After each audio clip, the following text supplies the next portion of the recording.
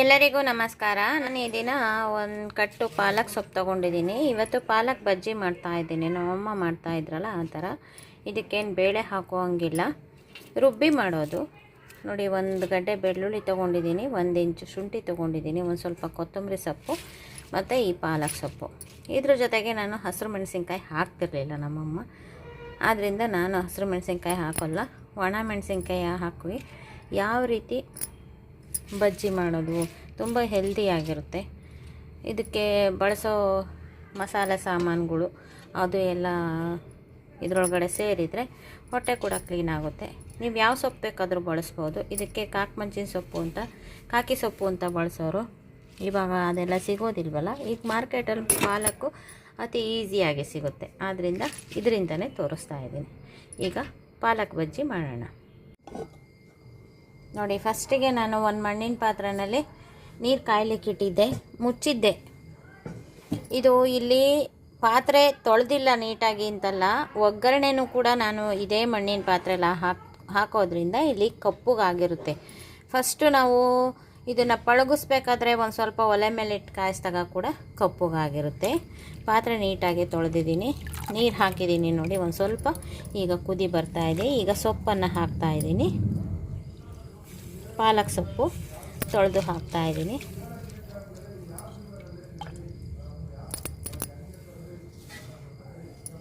ಇದ್ರ ಜೊತೆಗೆ ನಾನು ಕೊತ್ತಂಬರಿ ಸೊಪ್ಪು ಕೂಡ ಹಾಕ್ತಾಯಿದ್ದೀನಿ. ಕೊತ್ತಂಬರಿ ಸೊಪ್ಪು ಹಾಕ್ತೇ ಹೋದರೂ ನಡೆಯುತ್ತೆ. ನೋಡಿ, ಇದ್ರ ಜೊತೆಗೆ 1 ಇಂಚು ಶುಂಠಿ ಸಿಪ್ಪೆ ಎಲ್ಲ ಸುಲಿದು ಬೇಯಲಿಕ್ಕೆ ಹಾಕ್ತಾಯಿದ್ದೀನಿ. ಈಗ ನೋಡಿ, ಬೆಳ್ಳುಳ್ಳಿ ಕೂಡ 1 ಗಡ್ಡೆ ಫುಲ್ಲು ಹಾಕ್ತಾಯಿದ್ದೀನಿ, ಸುಲಿದು ಹಾಕಿದ್ದೀನಿ. ನೋಡಿ, ಇದನ್ನು ಒಂದು ಸ್ವಲ್ಪ ಚೆನ್ನಾಗಿ ಬೇಯಿಸ್ಕೋಬೇಕು. ಈಗ ನೋಡಿ, ನೀರು ಒಂದು ಸ್ವಲ್ಪ ಬಿಸಿಯಾಗಿದೆ. ನಾನು ಇದ್ರ ಜೊತೆಗೆ ಒಂದು 5 ಬ್ಯಾಡಗಿ ಮೆಣಸಿನ್ಕಾಯಿ ಹಾಕ್ತಾಯಿದ್ದೀನಿ. ನೀವು ಖಾರದ ಬೇಕಾದರೂ ಹಾಕೋಬೋದು, ಯಾವ್ದು ಬೇಕಾದರೂ ಹಾಕೋಬೋದು. ಇದಕ್ಕೆ ಒಂದು ಅರ್ಧ ಚಮಚ ಜೀರಿಗೆ ಹಾಕ್ತಾಯಿದ್ದೀನಿ.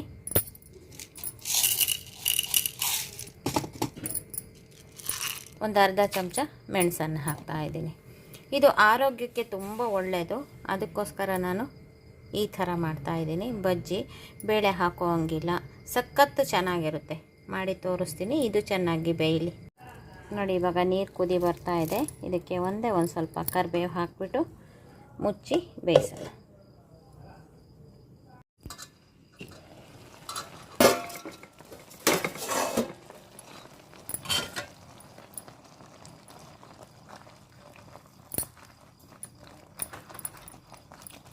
ನೋಡಿ, ಇನ್ನು ಬೆಂದಿಲ್ಲ, ಒಂದು ಸ್ವಲ್ಪ ಬೇಯಬೇಕು.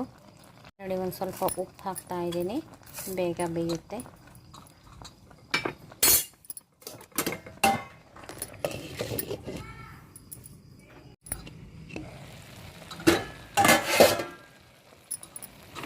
ನೋಡಿ, ಇವಾಗ ಚೆನ್ನಾಗಿ ಬೆಂದಿದೆ.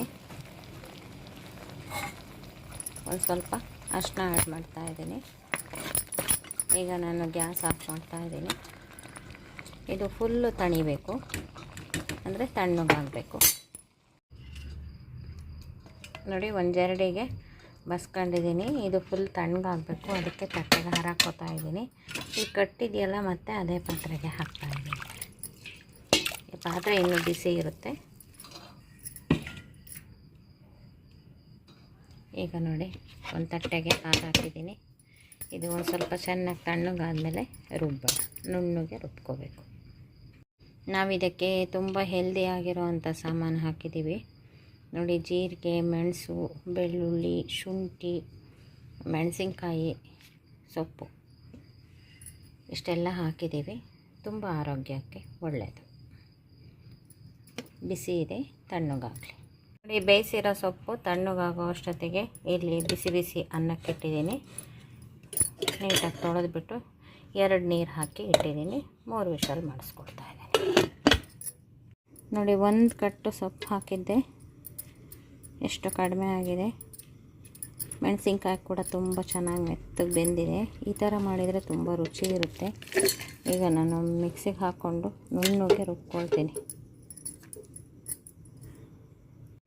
ನೋಡಿ, ದೊಡ್ಡ ಜಾರಿಂದ ಚಿಕ್ಕ ಜಾರಿಗೆ ಹಾಕ್ಕೊಂಡಿದ್ದೀನಿ. ಒಂದು ಸ್ವಲ್ಪ ನೀರು ಕೂಡ ಹಾಕ್ತಾಯಿದ್ದೀನಿ. ಕಾಳು ಮೆಣಸು ಇಡೀ ಹಾಕಿದ್ದೀವಲ್ಲ, ಅದಕ್ಕೆ ಇದರಲ್ಲಿ ಚೆನ್ನಾಗಿ ನುಣ್ಣಗಾಗುತ್ತೆ ಅಂತ ಇದರಲ್ಲಿ ರುಬ್ತಾ ಇದ್ದೀನಿ. ನಾನು ಬಸ್ಕೊಂಡಿದ್ನಲ್ಲ, ಆ ಕಟ್ಟಿಗೆ ಒಂದು ಸ್ವಲ್ಪ ಹುಣಸೆ ಹಣ್ಣನ್ನು ನೆನೆ ಹಾಕಿದ್ದೆ. ಇದು ಚೆನ್ನಾಗಿ ನೆಂದಿರುತ್ತೆ. ಇದನ್ನು ಹುಣಸೆ ಹಣ್ಣಿಂದು ಹುಳಿ ಕ್ಯೂಚ್ ಹಾಕಬೇಕು. ಈ ಸಾರಿಗೆ ನಾವು ಒಣಮೆಣಸಿನ್ಕಾಯಿ ಮತ್ತು ಹುಣಸೆ ಹಣ್ಣು ಹಾಕಬೇಕು. ಹಸಿರು ಮೆಣಸಿನ್ಕಾಯಿ ಹಾಕಬಾರ್ದು ಮತ್ತು ಟೊಮೊಟೊ ಕೂಡ ಹಾಕಬಾರ್ದು. ನೋಡಿ, ರುಬ್ಬಿದ್ನಲ್ಲ ಅದನ್ನು ಹದ ಮಾಡಿಕೊಂಡು ಹಾಕ್ತಾಯಿದ್ದೀನಿ. ಇನ್ನು ಸ್ವಲ್ಪ ನೀರು ಹಾಕಬೇಕಾಗುತ್ತೆ.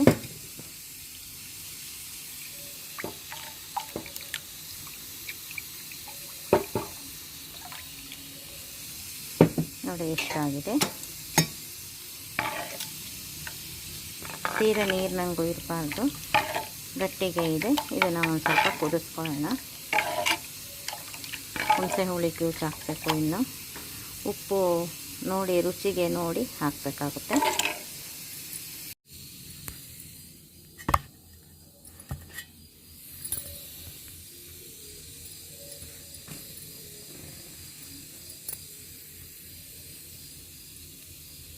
ಇದಕ್ಕೆ ನಾನಿವಾಗ ನೋಡಿ ಒಲೆ ಮೇಲೆ ಕುದಿಯೋಕೆ ಇಟ್ಟಿದ್ದೀನಿ. ಇದಕ್ಕೆ ಒಂದು ಸ್ವಲ್ಪ ಬೆಲ್ಲ ಹಾಕಿದ್ದೀನಿ. ಬೆಲ್ಲ ಹಾಕಿ ತೋರಿಸ್ಲಿಲ್ಲ, ಇಷ್ಟಪಟ್ಟರೆ ಹಾಕೋಬೋದು ಬೆಲ್ಲ, ಇಲ್ಲ ಅಂದರೆ ಇಲ್ಲ. ರುಚಿ ಚೆನ್ನಾಗಿರುತ್ತೆ ಅಂತ ಬೆಲ್ಲ ಹಾಕಿದ್ದೀನಿ. ಉಪ್ಪು ಕೂಡ ಕರೆಕ್ಟಾಗಿ ಆಗಿದೆ. ಇವಾಗ ಇದು ಚೆನ್ನಾಗಿ ಕುದೀಲಿ. ಒಗ್ಗರಣೆ ಕೆಲವರು ಹಾಕ್ತಾರೆ, ಕೆಲವರು ಹಾಕೋದಿಲ್ಲ. ನಾನು ಒಗ್ಗರಣೆ ಹಾಕ್ತಾಯಿದ್ದೀನಿ. ನೋಡಿ ಇವಾಗ ಸಾರು ಕುದೀತಾ ಇದೆ. ಇದು ಎಷ್ಟು ಕುದಿಯುತ್ತೋ ಅಷ್ಟು ಒಳ್ಳೆಯದು. ಜೀರಿಗೆ ಮೆಣಸು ಹಾಕಿದ ಸಾಂಬಾರುಗಳು ಚೆನ್ನಾಗಿ ಕುದಿಬೇಕು. ಕೈ ಬಾಣಲಿಗೆ ಒಂದು ಸ್ವಲ್ಪ ತುಪ್ಪ ಹಾಕಿದ್ದೀನಿ. ತುಪ್ಪ ಒಗ್ಗರಣೆ ಹಾಕಿದರೆ ಡೈಜೆಷನ್ ಕೂಡ ಚೆನ್ನಾಗಾಗುತ್ತೆ. ಈ ಬಜ್ಜಿಗೆ ತುಪ್ಪ ಒಗ್ಗರಣೆ ಹಾಕಿದರೆ, ಅದಕ್ಕೆ ತುಪ್ಪ ತೊಗೊಂಡಿದ್ದೀನಿ. ಒಂದು ಸ್ವಲ್ಪ ಸಾಸಿವೆ, ಕರಿಬೇವು, ಒಣಮೆಣಸಿನ್ಕಾಯಿ ಒಗ್ಗರಣೆ ಹಾಕಬೇಕು.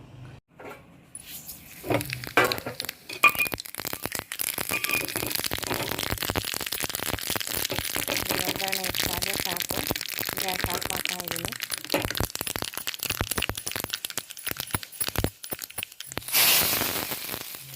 ಕುದಿಯುವಂಥ ಸಾರಿಗೆ ಒಗ್ಗರಣೆ ಹಾಕಿದ್ದೀನಿ.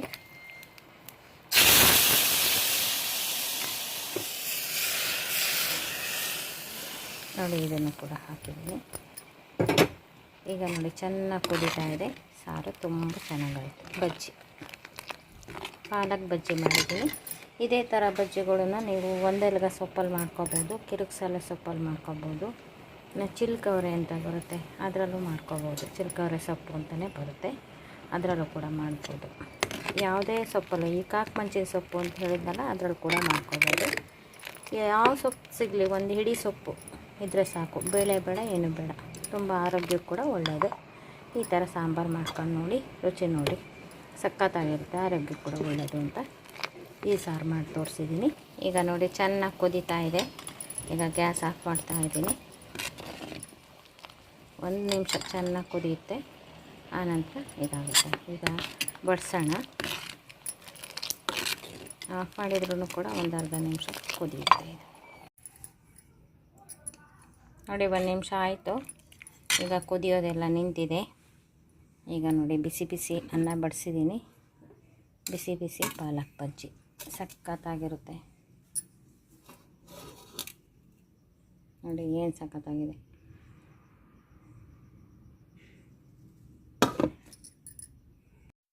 ನಾನಿವತ್ತು ಪಾಲಕ್ ಬಜ್ಜಿ ಮಾಡಿದ್ದೀನಿ. ಇದೇ ಥರ ಬಜ್ಜಿಗಳನ್ನು ಯಾವ್ಯಾವ ಸೊಪ್ಪಲ್ಲಿ ಮಾಡ್ಬೋದು ಗೊತ್ತಾ?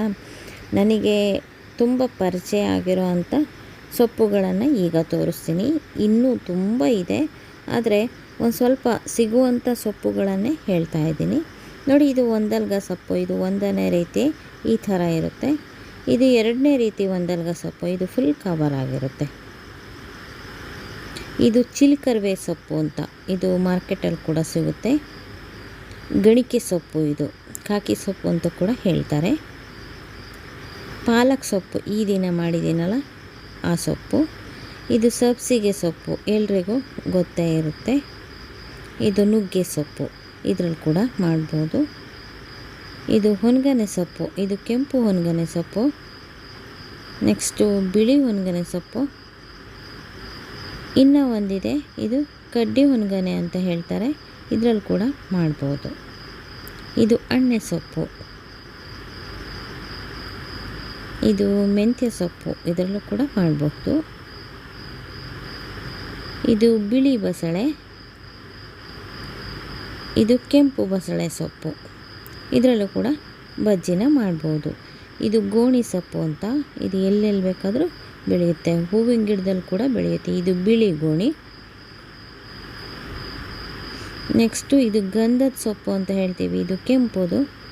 ಇನ್ನು ಒಂದು ಬಿಳಿದು ಕೂಡ ಇರುತ್ತೆ, ಇದರಲ್ಲಿ ಕೂಡ ಮಾಡ್ಬೋದು. ನೆಲನಲ್ಲಿ ಸೊಪ್ಪು, ಇದರಲ್ಲಿ ಕೂಡ ನಾವು ಬಜ್ಜಿ ಮಾಡಬಹುದು. ಬೆರಕೆ ಸೊಪ್ಪು, ಇನ್ನೂ ತುಂಬ ಇತ್ಯಾದಿಗಳಿವೆ. ಈ ವಿಡಿಯೋ ನಿಮಗೂ ಇಷ್ಟ ಆಗಿದ್ದರೆ ಲೈಕ್ ಮಾಡಿ, ಶೇರ್ ಮಾಡಿ ಮತ್ತು ನಮ್ಮ ಚಾನಲ್ಗೆ ಇದುವರೆಗೂ ಸಬ್ಸ್ಕ್ರೈಬ್ ಆಗಿಲ್ಲ ಅಂದರೆ ಈ ಕ್ಷಣದಿಂದ ಸಬ್ಸ್ಕ್ರೈಬ್ ಆದರೆ ನಿಮ್ಮ ದಿನನಿತ್ಯದ ಅನುಕೂಲಕ್ಕೆ ಬರುವಂತಹ ವಿಡಿಯೋಗಳನ್ನೇ ನಾನು ಮಾಡ್ತಾ ಇರ್ತೀನಿ. Thank you for watching.